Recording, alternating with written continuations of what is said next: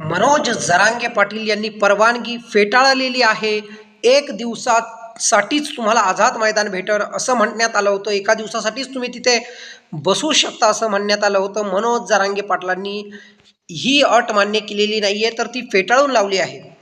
तर मनोज जरांगे पाटील यांनी शिवनेरी किल्ल्यावर जाऊन छत्रपती शिवाजी महाराज यांचा जिथे जन्म झाला होता, तिथली माती, त्याच्या पायथ्याची माती आपल्या कपाळाला लावलेली आहे. आणि मीडियाशी बोलताना असं म्हटलेलं आहे की छत्रपती शिवाजी महाराजांच्या आशीर्वादाने आम्हाला लढायला बळ मिळतं, हिंमत मिळते.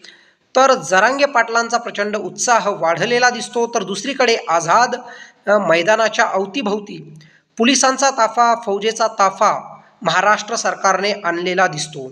तर प्रचंड मोठ्या संख्याबळात मराठे येणार.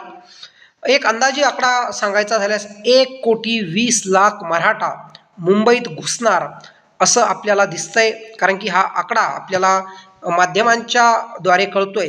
1,20,00,000 कधी मुंबईमध्ये येत असेल तर मुंबई तर ठप्प होणारच, परंतु मुंबईच्या आजूबाजूचा परिसर देखील ठप्प होण्याची चिन्ह आपल्याला दिसत आहेत. यंत्रणा प्रचंड गोत्यात आणि अडथळ्यात येणार आहे. परंतु काड्या लावे सरकार, आग लावे सरकार आणि देवेंद्र फडणवीस यांचा स्वतःचा शहाणपणा कुठेतरी आता जड जाणार आहे का महाराष्ट्र शासनाला, हा मोठा प्रश्न आहे. एवढी मोठी यंत्रणा आझाद मैदानाच्या अवतीभवती तुम्ही सज्ज केलेली आहे आणि मनोज जरांगे पाटलांना सांगताय फक्त एका दिवसाची तुम्हाला परवानगी आहे. एकीकडे तुमचे लोक बोलतात मुंबई का यांच्या बापाची आहे का, असं तसं काहीही बडबड, फालतूची बडबड करत आहेत. तर महाराष्ट्र शासनाने डोकं जाग्यावर आणावं. आणखी देखील वेळ गेलेला नाही आहे. तुम्हालाही माहिती आहे की मराठा हा कुणबीच आहे.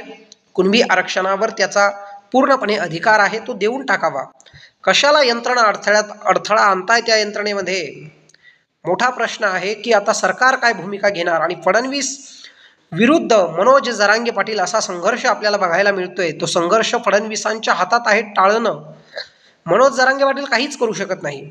आणि मनोज जरांगे पाटलांना यंत्रणा बिघाडली तरी सरकार दोषी ठरू शकत नाही. कारण की 4-6 महिन्यापूर्वी त्यांनी अल्टिमेटम दिला होता. जरांगे पाटील दोषी असणार नाहीत तर फडणवीस जास्त करून दोषी असतील, फडणवीसांकडेच बोट येईल, याचा जरा विचार देवेंद्र फडणवीस यांनी करावा. स्वतःचीच धकू नव्हे, स्वतःचाच अतिशहाणपणा त्यांना नडेल याचा त्यांनी पुन्हा एकदा विचार करावा, आत्मपरीक्षण करावं.